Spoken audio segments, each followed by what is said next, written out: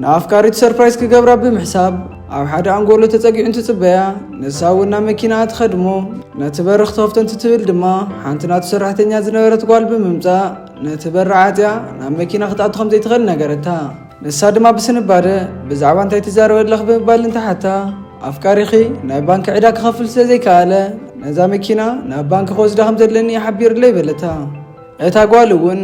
زغل دخون اللي هو بلتامو قال خمسة يكون انت تنقرخا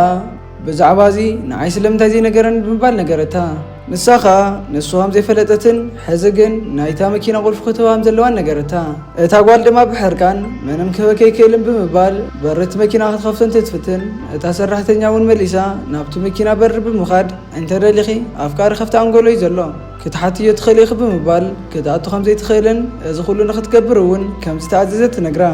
إذا خرجت سنة تفكاري عون نابتهم نخعجبوا وزقطورهم سبات بمخاد نسخة عبد الحرب هولو تحوا نعم سبل خاوني خاتمة زبالو تودد ما ننايمر عحتو انت زي تقبيلاتو انتاي كاب تقبر حتتو نسو دما كومو خوني يخيلني بمبال نخيد نجيرو نتاقوالون نسخون او خبلك خلخو نتزتو كوس كفتي اخ بمبال نخد خيري نقرا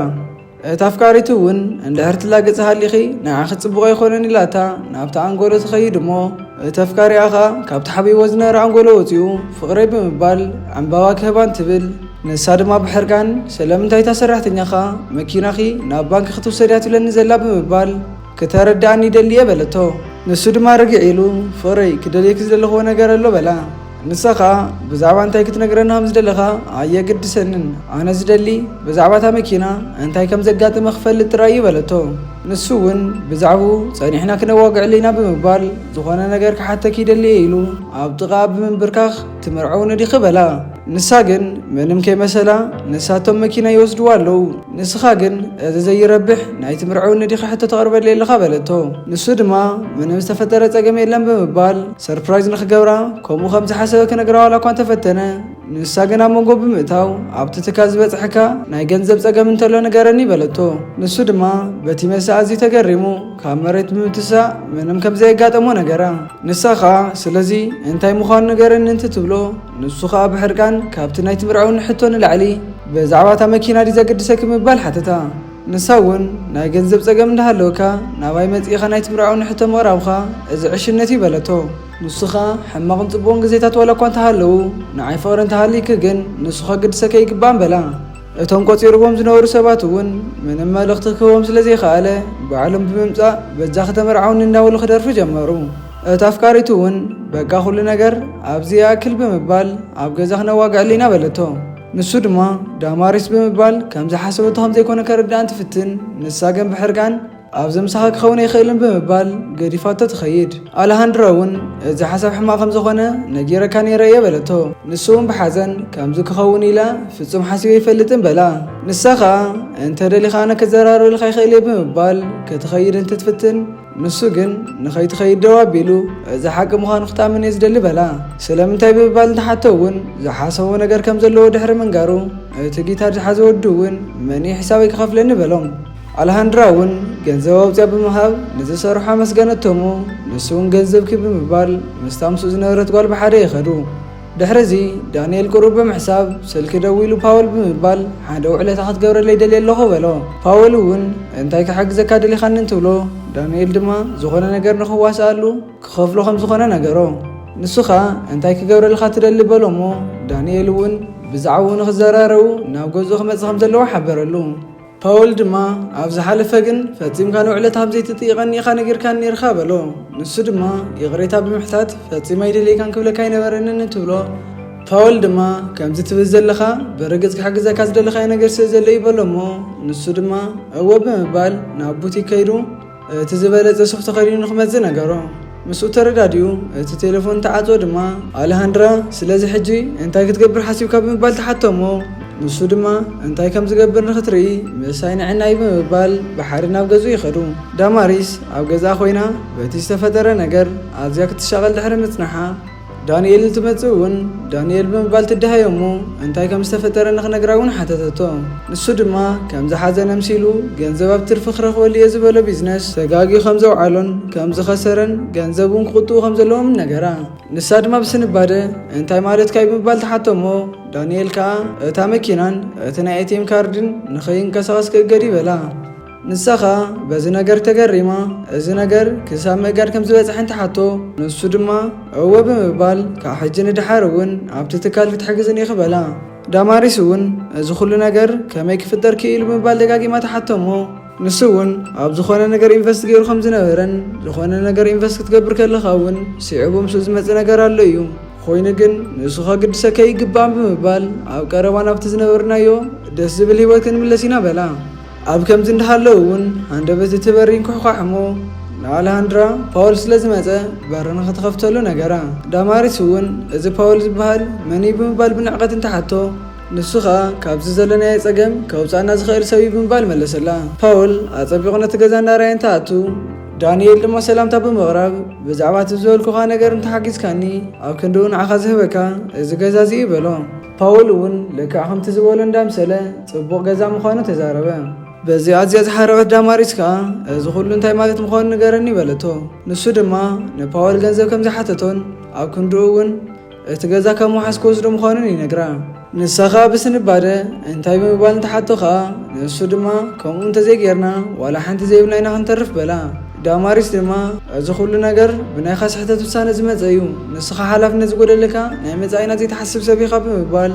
ካብዚ ንላዕሊ ክፀንሕ ኣይኽእልን ንፋስ ክውቃዕ ኣለኒ ኢላቶም ትኸይድ በዚ ደስ ከም ዘይበላ ዝረኣየ ፓውል ድማ እንታይ ይገብር ከም ዘሎ ሓተቶ ንሱ እውን በዓልቲ ገዙ ገንዘብ ከም ዘይብሉ እንተፈሊጣ እንታይ ክትገብር ከም ትኽእል ክዕዘባ ከም ዝደለየ ነገሮ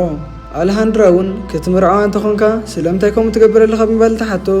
ንሱ ኸኣ እቲ መርዓ ከናውሕ ከም ዝኾነ ይነግራ እሞ ፓውል እውን መሊሱ ይጋጊ ከም ዘሎ ክረድኦ ዋላ እኳ እንተፈተነ ዳንኤል ግን ስርሑ ብዝግባእ እንተሰሪሑ ብዙሕ ገንዘብ ክኸፍሎ ምዃኑ ነጊሩ ስቕ ንኽብል ገበሮ ፓውል እውን ኣስዒቡ ኣብ መንጎ ንዝፍጠር ነገር ንሱ ተሓታቲ ከም ዘይኸውን ነጊሩ ኣጠንቀቆ እሞ ሃንደበት ስልኪ እንትድወሎ እውን ክኸይድ ከም ዘለዎም ነጊሮም ይኸይድ ኣለሃንድራ እውን መሊሳ ንሳ ትገብሮ ነገር እንተዘይሃሊዋ ክትኸይድ ከም ዘለዋ እንተትሕብረሉ ንሱ እውን ደው ኣቢሉ እንተናእሰ ሓደ ከማኽረኒ ዝኽእል ሰብ የድልየኒ እዩ በላ ንሳ ኸኣ እቲ ትገብሮ ዘለኻ ነገር ኣዝዩ ናብ ዝኸፍአ ኩነታት ክኸይድ ይኽእል እንትትብሎ ንሱ ድማ ስለዚ እቲ ትኽክለኛ ነገር ንኽገብር ከተማኽረኒ ለኪ በላ ኣለሃንድራ ድማ ኣብ ውሽጥኻ እንታይ ይስማዓካ ኣሎ ብሓቂ ነፍቃሪትካ ትፈትዋ ዲኻ በለቶ ንሱ ኸኣ ትኽክለኛ ፍቕሪ ንኽረክብ ብዙሕ ግዜ ከም ዝወሰደሉን ኣብቲ ረኺበ ኢሉ ዝሓሰበሉ እዋን እውን ጌጋ ከይኸውን ከም ዝሰግአ ነገራ ንሳ ድማ ሓደ ግዜ ትኽክለኛ ፍቕሪ ኣብ ቅድሜና እናሃለወ ክንሪኦ ይንኽእል ኢና በለቶ እንታይ ንማል ከም ዝደለይትን ተሓታ ድማ ንሳብ ዝደለይቶ እዋን ክቕበላ ስለ ዘይከኣለ ንስኻ እውን ኩሉ ግዜ ንፍቕሪ ኣብ ዘይግባእካ ቦታ ኢኻ ተእልሾ ዘለኻ በለቶ ንሱ እውን ስለዚ ኣበይ ክእልሾ ኣለኒ ብምባል ተሓታ ድማ ነቲ ዝፈትወካ ሰብ ክትርእለካ በለቶ ንሱ እውን ብሓቂ ክሳብ ሕጂ ትፈትውኒ ዲኽን ትብላ ንምምላስ ስለ ዘሕፈራ እውን ስለምንታይ ብዛዕባ ከምኡ ዝበሉ ነገራት ተሓተንለኻ በለቶ ንሱ ድማ እንቲ ሓተትኩኸ እንታይ ፀገም ኣለዎ ዲ ብምባል ንኽትምልሰሉ እንትነግራ እውን ስቕ ኢለ ምኽሪ ክልግሰድካ ስለዝደለኹ እየ ብምባል መለሰትሉ ዳንኤል ቀፂሉ እውን ክሳብ ሕዚ ብዛዕባ እቲ ዝተፈጠረ ነገር ክርስዖ ከም ዘይከኣለ እንትዛረብ ንሳ ድማ ብሕርጋን ንሱ ቅድሚ ብዙሕ ዓመት ዝተፈጠረ ነገር ይበለቶ ንሱ ኸ ሓደ ግዜ እቲ ቀደም ክትገብሮ እየ ዝሓስብክዮ ነገር እንተዝኸውን ነይሩ እንታይ ክፍጠር ከም ዝነበረ እየ ዝሓስብ በላ በቲ ዝበሎ ነገር ደስ ዘይበላ ኣለሃንድራ ድማ ከምኡ ክትብል የብልኻን ብምባል ክትኸይድ ከም ዘለዋ ነጊራቶ ትኸይድ ብፅባሓይቱ ፓውል ሃብታም መሲሉ ናብቲ ገዛ ብምኻድ እንተንኳሕኩሕ ዳማሪስ እውን ከፊታ ከመይ ሓዲርካ ብምባል ኣብ ዝሓለፈ ግዜ ከምኡ ኢለ ብምኻደይ የቕሬታ በለቶ ንሱ ኸኣ ምንም ክትጨናነቕ ከም ዘይብላ እንትነግራ ንሳ እውን ዳንኤል ሕጂ ክመፅእ ምዃኑ ብምንጋር ኣትዩ ንኸዕርፍን ክሰትዮ ዝደሊ ነገር ተልዩ እውን ንኽተምፀሎ ሓተተቶ ፓውል ናብ ውሽጢ ገዛ ብምእታው እቲ ገዛ ፀቢቑ እንዳርኣየ ማይ ክሰቲ ከም ዝደሊ ነገራ ንሳ ኸኣ እቲ ማይ ሒዛትሉ ብምምፃእ ዳንኤል ብዛዕባ ውዕል ኢልዋ ከም ዘይፈልጥን ኣብ ዝኾነ ኣኼባ እውን ርያቶ ከም ዘይትፈልጥን ነገረቶ ንሱ ድማ ናይ ግሉ ስራሕ ከም ዘለዎ ይነግራ እሞ እንታይ ናይ ንግዲ ስራሕ ዲ በለቶ ንሱ እውን ዝብሎ ስለ ዝሰኣነ ሃንደበት ናባፉ ዝመፀሉ ነገር ዓሳየ ዘፅምድ በላ ንሳ እውን ስራሕኻ ምስ ናይ ክዳውንቲ ምልኣኽ ዝተተሓዘ መሲሉን ነይሩ በለቶ እሞ ንሱ ድማ እዎ ብተወሳኺ ከምኡ እየ ዝሰርሕ በላ በዚ ዝተታለለት ዳማሪስ እውን ከማኻ ዝበለ ሰብ ምፍላጥ ኣዝዩ ፅቡቕ እዩ በለቶ ንሱ ድማ ንዓይ እውን ከማኺ ዝበለት ሰብ ምፍላጥ ጽቡቕ እዩ ብምባል ሰላም ኢላ ብኢዳ ሰዓማ። ቀፂሉ እውን ምንም እኳ ፀቢቕና እንተዘይተላለና ካብኣይ ትደልዮ ነገር እንተሊክ ግን ዝደለኽዮ ክገብረልኪ ይኽእል የበላ። ንሳ እውን ምስ ዳንኤል ዘለኒ ነገር ኣዝዩ መሪርኒ እዩ፣ ሕጂ እውን እንታይ ከም ዝገብር ኣይፈለጥኹም በለቶ።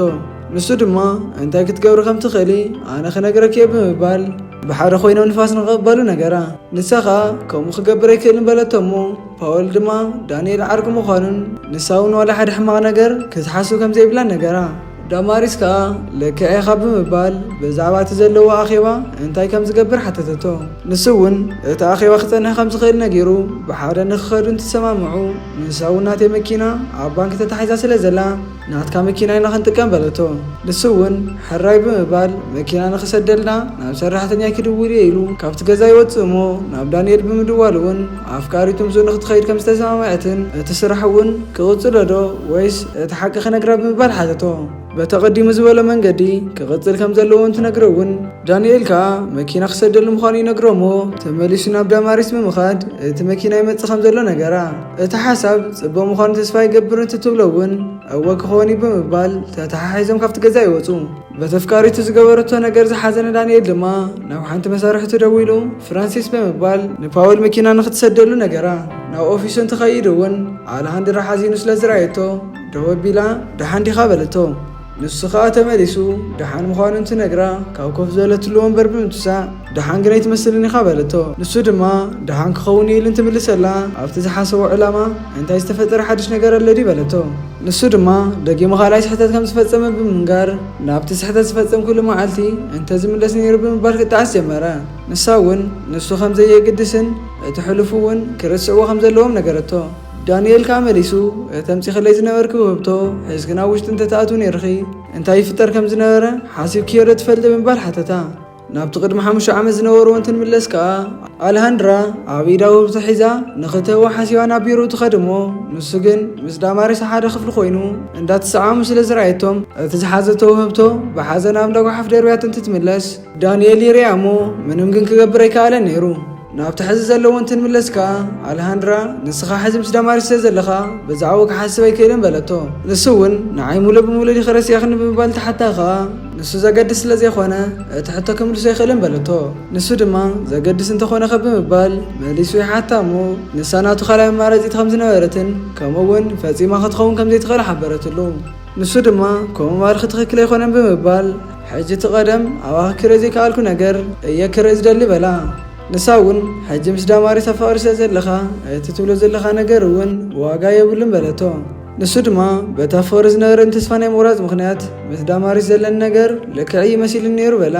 ንሳ ድማ ሕጂ እንታይ ይስማዕ ከም ዘሎ እንተሓቶ ከዓ ባዕልኺ ኣብ ልብኻ ከም ዝስማዓካ ነጊርክኒ ነይርክ ብምባል ኢዳ ናብ ልቡ ገበረላ። ኣልሃንድራ ድማ ኢዳ ብምልዓል ኣብ ዝሓለፈ ከም ዝጎዳኣን ሕጂ እውን ደጊማ ክትጉዳእ ስለ ዘይትደሊ ናብኡ ከም ዘይትምለስ ነገረቶ። ንሱ ከዓ ሓደ ሕቶ ክትምልስለ ይደልየ ብምባል ክሳብ ሕጂ ንዓይ ስማዕክ ነገር ኣሎ ዶ ብምባል ይሓታ እሞ እወ ብምባል እንትትምልሰሉ እውን በቲ ዝበለቶ ነገር ኣዝዩ ተሓጎሰ። ብድሕሪ እዚ ፍራንሲስ ናብቲ ገዛ ብምኻድ ንፓውል ቁልፍ ናይታ መኪና ሃበቶ እሞ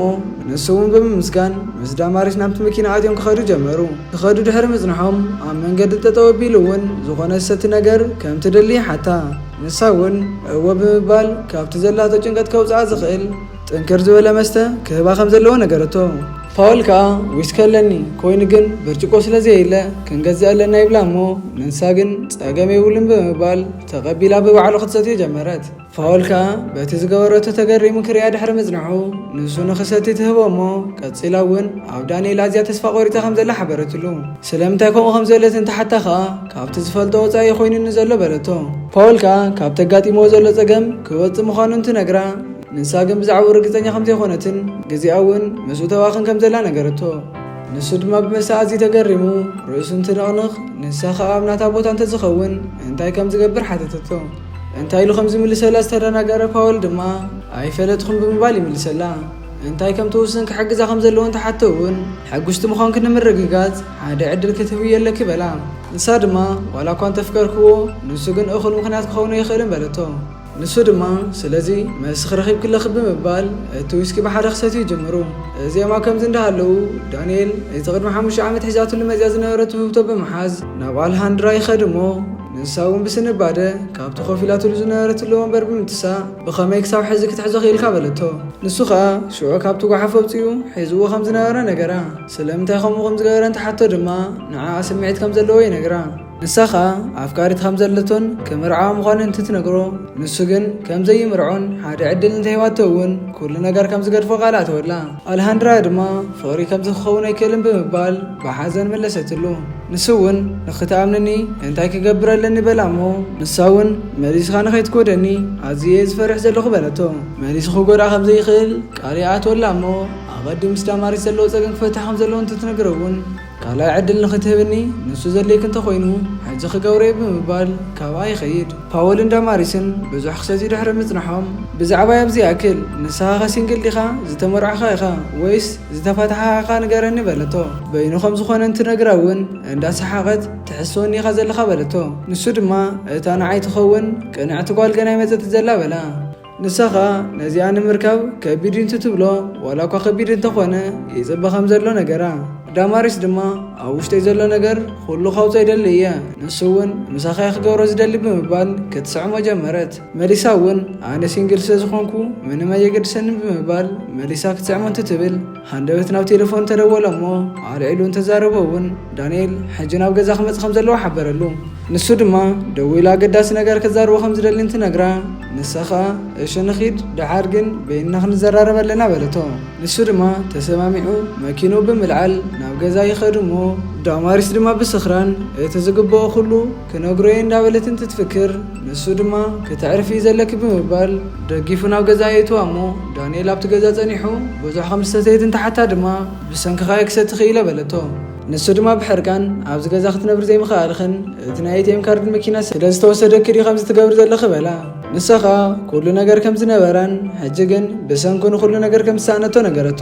ንሱ ድማ ኣነ ዝኩሉ ነገር ንኸስተኻኽል እንዳፀዓርኹ ንስኺ ግን ምስ መሳርሕተይ ኮን ክትሰትይለኽ ብምባል ሓተታ እሞ ፓውል ከምኡ ከም ዘይኮነ ብኢዱ እንትነግሮ ንሱ እውን እወ ብምባል ንሱ ትኽክለኛ ወዲ በለቶ። ኣልሃንድራ ካብ ውሽጢ ብምምፃእ ስለ ዘቋረፀቶ ሚቕሬታ እንትትሓትት እታ ጓል ድማ ዓው ብምባል እንታይ ክደሊኽ በለታ። ዳንኤል እውን ከምኡ ኢልካ ክተዛርብ እያ ኣይፈቕደልክን እንትብላ ንሳ ድማ ብሕርቃን እንዳሰሓቐት ኣብ ሙሉእ ህይወት ዘመና ነተፍቅረካ ዝነበረት ሰራሕተኛኻ ከመይ ትከላኸል ከም ዘለኻ ንዓርስኻ ተመልከቶ ብምባል ክትላገፀሉ ጀመረት። ኣልሃንድራውን ብስንባደ ድሓር ክመፀለኒ ብምባል ክትኸይድ እንትትፍትን ዳማሪስ ድማ ደው ኣቢላ ንዳንኤል ከም ትፈትዮ ይፈልጥ እየ ስለዚ እውን ኣብኡነይኪ ክትወስድዮ ትኽእል ኢኺ በለታ። ኣልሃንድራ ድማ ትጋገ ከም ዘላ እንትነግራ ንሳ እውን እወ ብምባል ኢዳ ናብ ዳንኤል እንዳመለኻኸተት ዝተጋገኹማ ንዕኡ ብምምራፀ በለታ። ቀፂላ እውን ዳንኤል ብምባል መሊስካ ክትረኽበኒ ከይትሓስብ ኣነ ገዲፈካ በለቶ። ንሱኻ ኣነ እውን ተመሳሳሊ ነገር እየ ዝደሊ በላ እሞ ንሳኻ ፓወል ዝሓተካ ነገር ኣለኒ ብምባል ሒዝዋ ንክኸይድ ነገረቶ። ፓወል ሕራ ኢሉ ግን ብምባል እቲ ዝተፈጠረ ነገር ክነግራ እንትሓስብ ዳንኤል ድማ ኣብ መንጎ ብምእታው ፓውል ውሰዳ በሎ። ሒዝዋ እንትወፅእ እውን ዳንኤል ኣልሃንድራ ሒዙ ደድሕርዮም ብምስዓብ ቁልፊ ናይቲ መኪና ንኽምልሰሉ ሓተቶ። እቲ ቁልፊ እንትህቦ እውን ዳማሪስ ስለምንታይ እቲ ቁልፊ ሂቦ ከም ዘሎ እንተሓቶ ዳንኤል ድማ ምክንያቱ ኣነ ምንም ነገር ኣይሰኣንኩን ንስኺ ግን ካብቲ ዝነበርክዮ ምቾት ንዘይምውፃእ እዚ ፀወታ ምዃኑ ክትዕዘብ ኣይከኣልክን በላ። ንሳ እውን ብሕርቃን ንምንታይ ከምዚ ክትገብረኒ ኽኢልካ ብምባል እንተሓቶ ሕጂ ክትኸድ ትኽእል ኢኺ ኢሉ እቲ በሪ ዓፂዎም ይኸይድ። ብድሕሪ እዚ ዳማሪስ ብሕርቃን ነቲ ወዲ መን ምዃኑን እንታይ ከም ዝሰርሕ እንተሓቶሞ ንሱ ኸኣ ዳንኤል ቆፂርዎ ዝሰርሕ ሰብ ምዃኑን እንተደልያ እውን ታክሲ ክፅዋዓላ ከም ዝኽእል እንትነግራ ሓሪቓ ኣብ ገዛ ሃሪማቶ ትኸይድ። ዳንኤል ድማ በቲ ዝገበሮ ነገር ሕዚ ሓደ ዕድል ከም ዘለዎ እንተሓታ ንሳ ድማ ዋላ እኳ ዕድል ክህበካ እንተኽኣልኹ ነቲ ኩሉ ዘጋጠመ ነገር ግን ክሓስበሉ ይደልየ ብምባል ኣብቲ ሒዛትሉ ዝመፀት ዶኩመንት ንኽፍርመላ ሓተተቶ። ተቐቢሉ እንትፍርም እውን ፓወል ገፁ እንዳደረዘ ብምምፃእ ነቲ ፅፍዒት ተወሳኺ ሒሳብ ክቕበለካ በሎ። ዳንኤል ድማ ተዋሳእቲ እኮ ፅፍዒት እውን ንምቕባል ድለዋት እዮም በሎ እሞ ፓወል ገንዘብ ንምቕባል ኢዱ እንትዝርግሓሉ ከዓ ዳንኤል ኣብ ክልተ ጅቡኡ ፈትሹ ገንዘብ ከም ዘይብሉ ብምንጋር ትራንስፈር ንኽገብረሉ ናይ ሒሳብ ቁፅርካ ልኣኸለይ ብምባል ገዲፍዎ ይኸይድ። ብፅባሓይቱ ዳንኤል ኣብ ስራሕ ኮይኑ ንኣልሃንድራ ናብ ኦፊሱ ንኽትመፅእ ይነግራ እሞ ንሳ እውን ናብቲ ኦፊስ ብምኻድ እንታይ ከም ዝደለያ እንተሓቶ ንሱ ድማ ገፁ ብምዛር ዕምባባ ከም ዘምፅአላ ነገራ። ንሳ ግን የሬታ ብዙሕ ስራሕ ኣለኒ ብምባል ክትኸይድ እንትትፍትን ንሱ ድማ ደው ኣቢሉ በጃኺ ሸለለይ ትበልኒ ንሱ ንዓይ ኣዝዩ ጎዳኒ ዘሎ ብምባል እንተወሓደ መሓዛይ ክትኾነኒ እየ ዝደሊ በላ። ንሳ ድማ ብዛዕባይ ከም ትግደስ ክርዳእካ ጀሚረ ኣለኹ በለቶ እሞ ንሱ እውን እቲ ተሓስብዮ ዘለኹ ኩሉ ልክዕ እዩ በላ። ንሳ ድማ ኣነ ንስኻን እንታይ ከም ዝስማዓና ንምፍላጥ ዝኾነ ነገር ክንገብር ኣለና በለቶ። እንታይ ምዃኑ እንተሓታ እውን ቀሪባ ከንፈሩ ክትስዕሞ ጀመረት። ኣስዒባ ድማ መይስኻ ከም ዘይትጎደኒ ተስፋ እናገበርኹ ሓደ ናይ መወዳእታ ዕድል ክህበካ ወሲነ ኣለኹ በለቶ። ንሱ እውን ብምምስጋን ካብ ሕጂ ንድሓር ስራሐይ ዝኸውን ንዓ ከብዚ ዓለም ካብ ዘለዋ ዋህልድ እታ ሓጉስቲ ጓል ምግባሪ ክኾን ብምባል ነዚ እውን ቃልኣ ትወልክለኹ በላ። ድሕሪ እውን በቲ ሓጓስ መሊሶም ተሓዋዊፎም ተሰዓዓሙ ዳማሪስ መፅያ ትርእዮም እሞ ብሓዘን እንዳነበዐት ትኸይድ። الشخورات تعذبتنا نايلوم ما عند حتى فيلمنا نتاخذ حزر رقمات مثل نيرا كم زت مهارخملا كم زفت خمات تسفنا جورخو أو زغت البخاري فيلم يسناك عن الرخب سسناين عاخم دحن كني لي